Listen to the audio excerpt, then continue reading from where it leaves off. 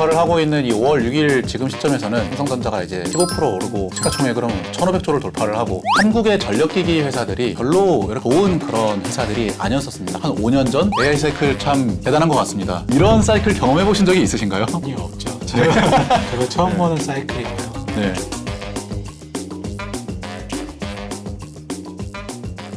안녕하세요. 저희 KCJ 자산운용에서 저희 글로벌 운용 부분 맡아주고 계시는 저희 강영수 본부장님하고 또 이제 저는 국내 주식 운용 맡고 있는 이제 주식운용팀장 김영석입니다. 저희 오늘 둘이서 이 글로벌 AI에 대해서 한번 좀 얘기해보는 시간을 가져보려고 합니다. 챗GPT가 이제 저희가 일상생활에서 사용하기 시작한 게 22년 말쯤부터인데 불과 이제 3년 조금 넘어가는 시간 동안 너무나 빠르게 발전을 하고 있고 저희 일상생활에 너무나 많이 침투를 해 있는 그런 상황입니다. 이런 상황에서 AI 투자에 대한 패러다임 어떻게 변화하고 있는지 한번 좀 짚어보는 시간 가져보면 좋을 것 같아서 저희가 카메라 앞에 서게 되었습니다. 강수 본부장님, 저희 이 글로벌 AI 투자에 대해서 어떻게 보고 계시나요? 이렇게 좀 AI 시장에 대한 그 변화, 움직임 이런 부분들. 몇 년 전 챗 GPT가 나오고 나서 그때부터 이제 사용을 하기 시작했는데 지금 이제 1년 전하고 비교하면은 AI가 없으면은 업무 자체가 안 돌아가는 거 아닌가, 확실히 지금 많이 활용하고 있거든요. 일상생활에 빠르게 좀 침투되고 있는 것 같아서 그것보다 더 빠른 건 이제 기업 가치, 주가는 오히려 더 빠르게 움직이고 있더라고요. 저희가 지금 촬영하는 게 5월 초인데 한국 IT 기업들, AI 대표 기업들도 뭐 지금 어마어마하죠. 삼성전자가 이제 확인해 보니까 시가총액 기준으로는 11위더라고요. 곧 있으면 이제 탑10 안에 들어가는 거 아닌가. 하이닉스도 어떻게 보면은 탑10에 들어갈 수 있는 그런 잠재력을 보유한 기업이니까 이런 AI 기업을 잘 골라서 부를 또 축적하는데 큰 기여를 할 수 있지 않나 이렇게 보고 있습니다.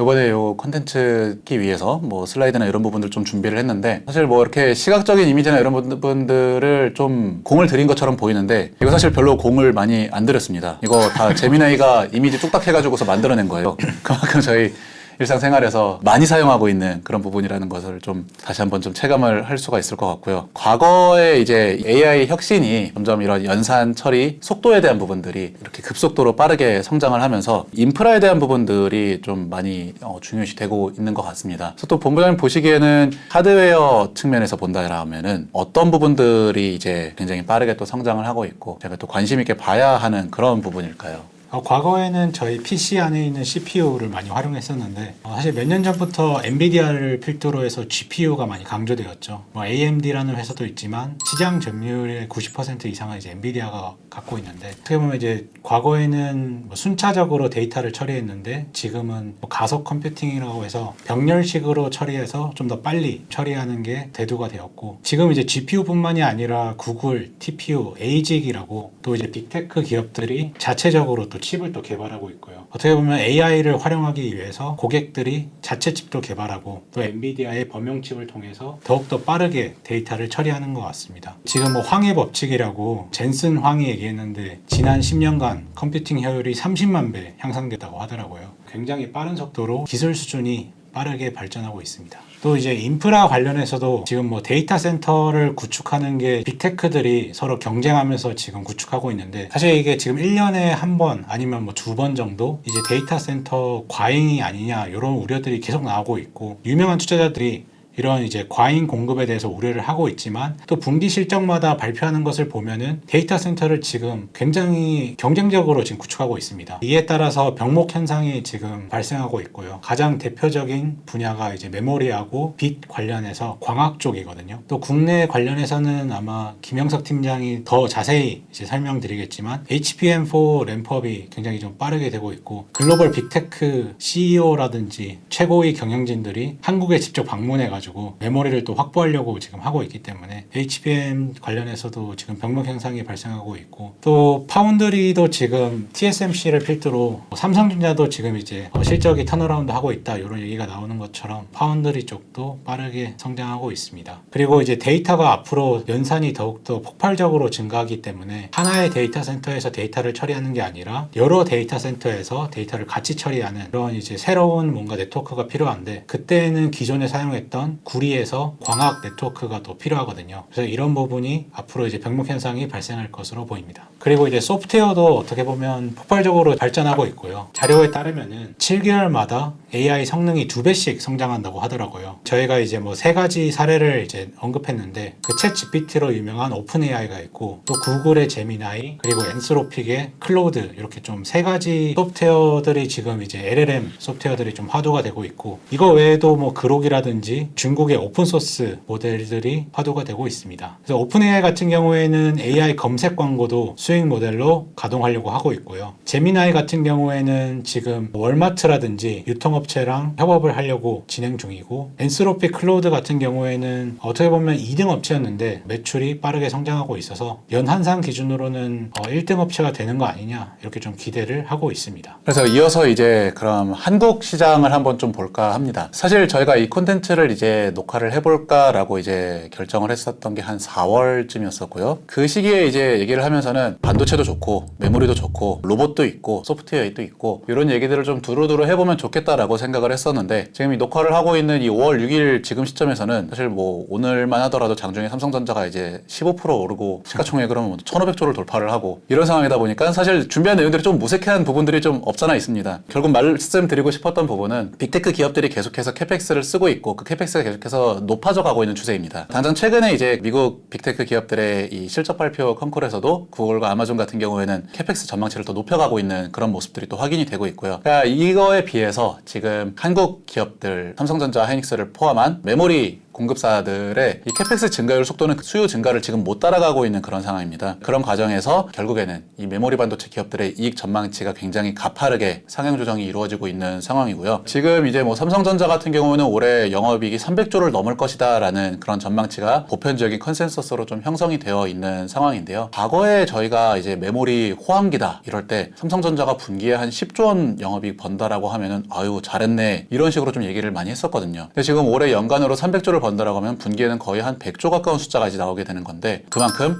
이 AI 사이클로 인해서 촉발된 이 메모리 반도체 수요가 굉장히 폭발적으로 증가를 하고 있는 상황이다. 그렇게 좀 말씀드릴 수가 있을 것 같습니다. 특히 메모리뿐만이 아니라 메모리는 물론 앞서서 이제 얘기가 나왔던 뭐 HBM뿐만이 아니라 뭐 이런 범용 D램이나 낸드까지도 최근 낸드 가격까지도 계속 오르고 있으니까요. 메모리 반도체 전반으로 이게 수요가 좋아지고 있는데 최근에는 이 메모리 반도체뿐만이 아니라 이 삼성전자의 파운드리 쪽 이제 수요랑 연관이 되는 이런 에이직 반도체들에 대한 그 수요가 개선이 되는 부분들도 좀 조짐이 좀 보이고 있습니다. 그래서 저희가 이런 부분들도 좀 같이 고려하면서 또 좋은 투자 기회로 삼을 수 있겠다 이렇게 좀 생각이 되고요. 그리고 이제 또 로봇에 대한 부분이 또 있죠. 한국 같은 경우에는 이 한국의 경제 구성하는 그 요소들 중에서 제조업이 차지하는 부분이 상당히 큽니다. 그러다 보니까 이런 피지컬 AI로 관련된 로봇이 이 제조업 현장에서 기여할 수 있는 부분들 특히 여기서 쌓이는 방대한 로봇의 운동 관련된 데이터들이 또 한국의 이 AI 산업에서 갖게 하는 그런 경쟁력 중 하나로 또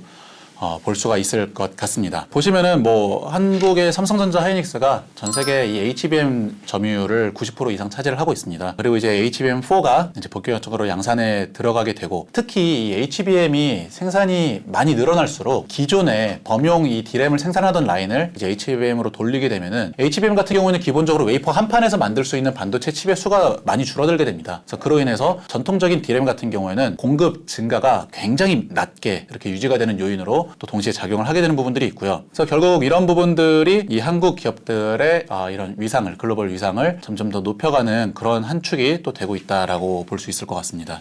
그리고 이제 저희 로봇에 대한 부분들도 좀 말씀을 드려보면은요. 올해 이제 현대차가 미국의 라스베가스에서 진행되는 이 CES에서 이 아틀라스라고 하는 로봇을 들고 나와서 굉장히 큰 이제 이목을 끌었었죠. 이 로봇 같은 경우에는 2030년에는 2028년부터 양산을 시작을 해서 뭐 2030년에는 뭐 3만 대씩 연간 양산 체계를 만들겠다라는 그런 계획을 발표하고 했었는데 물론 이 숫자도 중요하겠지만은 사실 그보다는 이 로봇이 산업 현장에서 갖는 의미를 좀 더 중요하게 생각하는 게 중요할 것 같습니다. 사실 이 제조업 현장에서 어떻게 보면은 이 노동력을 대체할 수 있는 굉장히 막강한 그런 생산 수단으로서의 역할을 할 수 있기 때문에 그 부분을 저희가 항상 좀 염두에 두어야 되겠다. 그러면 한국의 이런 인력들이 인적 노동력이 많이 투입이 되는 뭐 자동차뿐만이 아니라 방산이라던가 중공업이라던가 이렇게 사람이 직접 투입이 돼서 일을 많이 하는 그런 분야에서는 상당히 높은 생산성 향상을 가져갈 수 있는 기회가 될 수 있겠다. 또 그렇게 생각이 되고요. 그런 관점에서 본다라면은 한국이 또 이 로봇의 이런 그 운동 데이터, 학습 데이터의 그 분야에 있어서는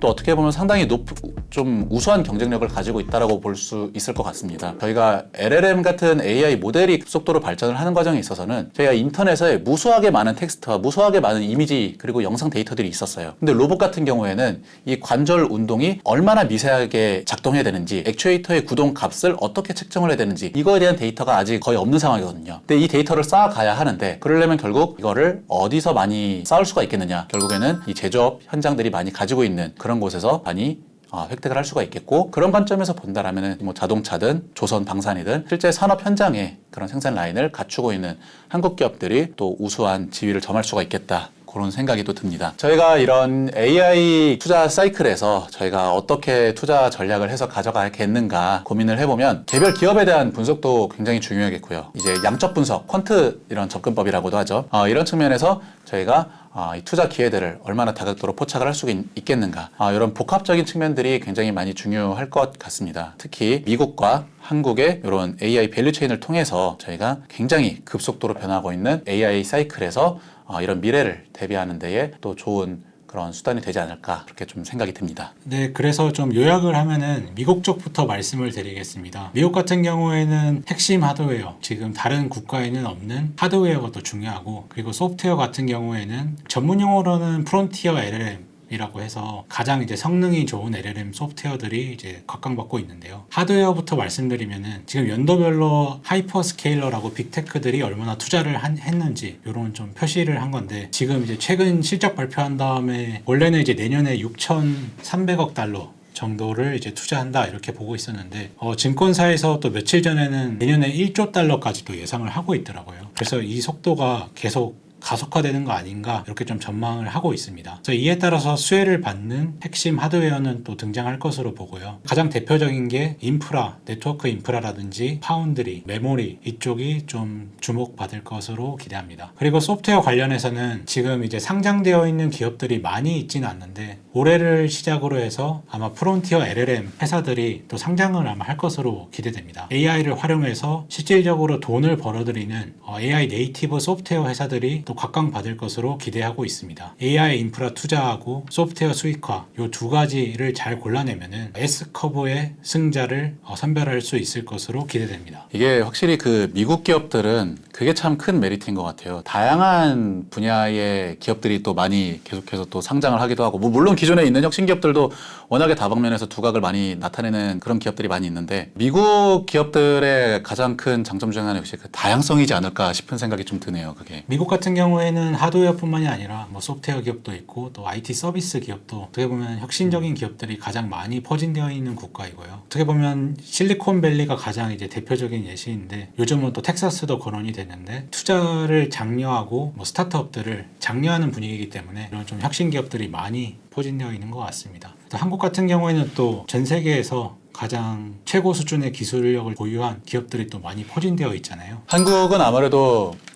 역시 제조업 분야에서는 정말 좀 독보적인 경쟁력을 갖추고 있는 나라이지 않나라는 좀 생각이 듭니다. 그리고 특히 미국 못지않게 오히려 이런 제조업 분야에 있어서는 미국의 기업들보다도 더 좋은 경쟁력을 보여주지 않나, 뭐 이런 생각도 좀 드는데요. 이게 저희가 특히 이번 반도체 사이클에서 볼 수 있는 뭐 HBM을 필두로 한 이런 메모리 반도체들, 앞서서 이제 이 피지컬 AI 시대가 이제 열리면서 로봇 관련된 부분들을 좀 말씀을 드렸었는데, 지금 이 똑같은 로봇을 만들더라도 미국 밸류체인을 활용해서 만드는 것보다 한국이나 아시아 쪽 밸류체인을 활용해서 만드는 그런 경우에 생산 단가를 굉장히 크게 좀 줄일 수가 있습니다. 이 로봇 같은 경우에는 이게 미래 수요가 많이 커진다 하더라도 이게 단가를 낮추는 게 지금 당면한 가장 큰 과제인데, 그런 과정에서 이제 한국 기업들이 가성비 제조 경쟁력 이런 부분들을 또 앞세워서 나갈 수가 있겠고요. 전력 관련된 부분들도 어떻게 보면은 한국의 전력기기 회사들이 별로 이렇게 좋은 그런 회사들이 아니었었습니다. 한 5년 전? 한 5, 6년 전 정도만 하더라도요. 사실 이 한국의 전력기기 회사들은 한국전력, 한전에서 망 깐다, 망세로 투자한다, 이런 거 아니면 사실 이제 돈 벌어올 게 없는 그런 회사들이 많았었는데, 그럼에도 불구하고 이제 맥을 이어오다가 미국에서 이 데이터 센터 수요가 폭발적으로 늘어나고 그거에 대한 전력망을 급속도로 깔고 하다 보니까 지금 와서는 미국에서도 이제 전력 공급이 부족하다라는 얘기가 나오고, 빠른 시간 안에